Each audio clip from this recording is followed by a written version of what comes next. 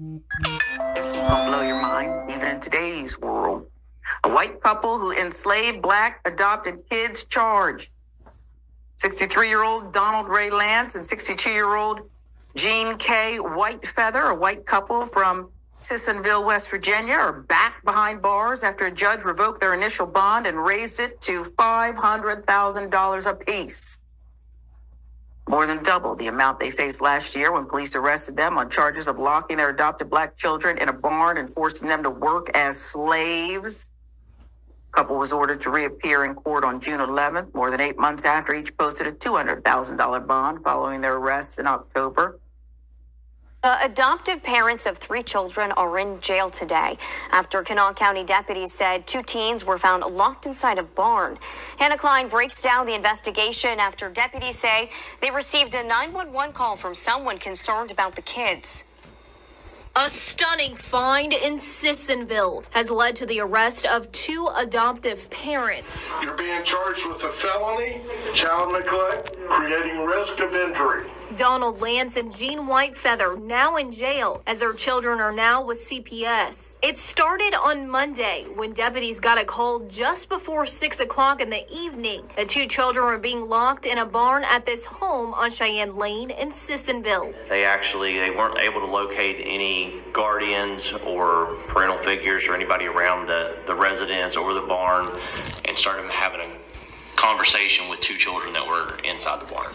Deputies eventually forced their way into the barn, where they said they found a 16-year-old girl and 14-year-old boy inside a 20 by 14-foot room. Investigators say the teens had no way to get out of the shed, with no running water, no bathroom.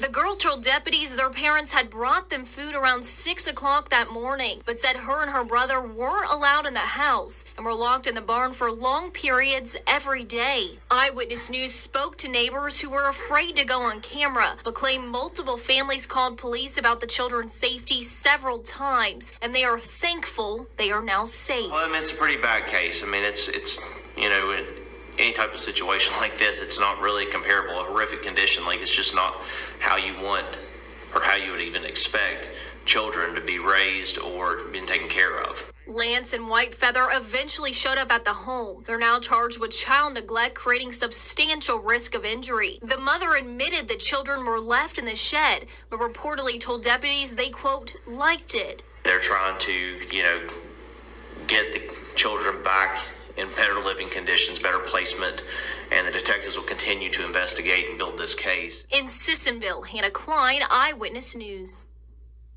Hannah, thank you. And deputies said a 3rd child who was about 5 or 6 years old was found alone in the main home. Now, the child was found crying and close to the railing of an approximately 15-foot drop from a loft.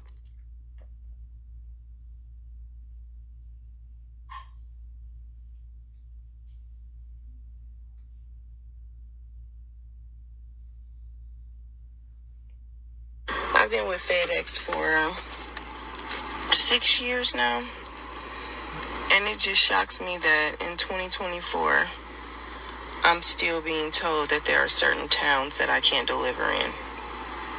And when I ask why, they say they're sorry that people are the way they are, but I can't deliver there.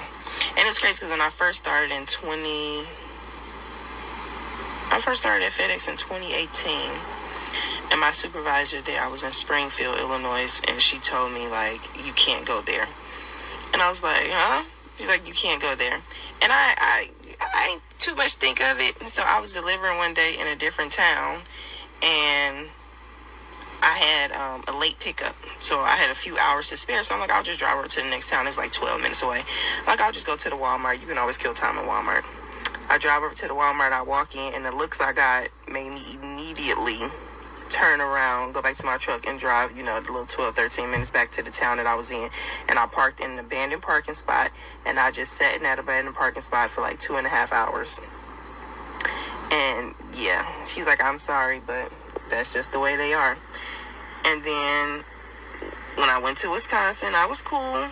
I always delivered to the rural areas, but then I had a guy, talk to me crazy, like, just real crazy.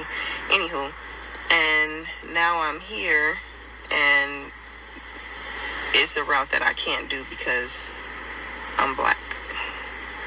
And it's not because I can't do the route, it's because of how the people in that town act, or how how drivers have been treated in that town, the same color as me. So now they just stick to putting people in that town that look like those people. And that's so crazy, because it's 2024. It's so crazy. But yeah, it's crazy.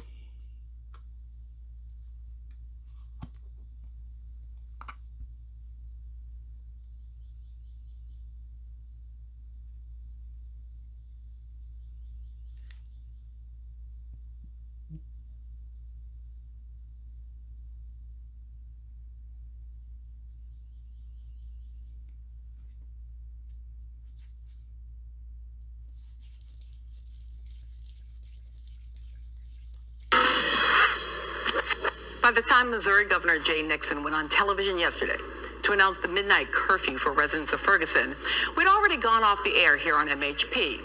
A friend of the show, Dorian Warren, who was with me at my table yesterday, stuck around and joined my colleague TJ Holmes at his table during the news conference.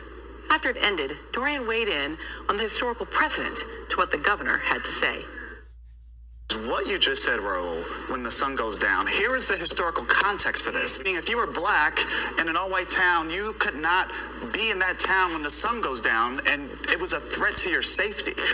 Historian and author James Lowen, the man who literally wrote the book on sundown towns, uncovered thousands of these towns that existed in the United States throughout the 20th century. By some estimates, as many as 10,000 sundown towns had sprung up across the country by 1970. Some where the warning to African Americans not to let the sun go down on you was an unspoken rule that spread by reputation. Others where the warning was explicitly spelled out in signs posted along the highway or at the town or on the county line. But all of them, whites-only spaces where being black after dark could mean arrest, harassment, assault, or worse. In 1968, 21-year-old Carol Jenkins was selling encyclopedias door-to-door in the sundown town of Martinsville, Indiana, and she was stabbed in the chest with a screwdriver and left to die in the street. So for African-American travelers, making the choice about where to stop for food, gas, or a bathroom break, or rest for the night was potentially a life or death decision. It is in part what prompted the publication of this, the Negro Motorist Green Book. This handy guide let African Americans on the road know where they could find safe harbor and where they need to steer clear of the threat of white violence in sundown towns. The Green Book started to become obsolete when the passage of the Civil Rights Act of 1964 outlawed racial discrimination in public accommodations. But that history of restricting travel and access to public spaces for African Americans seemed very present last night in Ferguson, where the streets, the people were warned to stay out after midnight in a town they normally call home.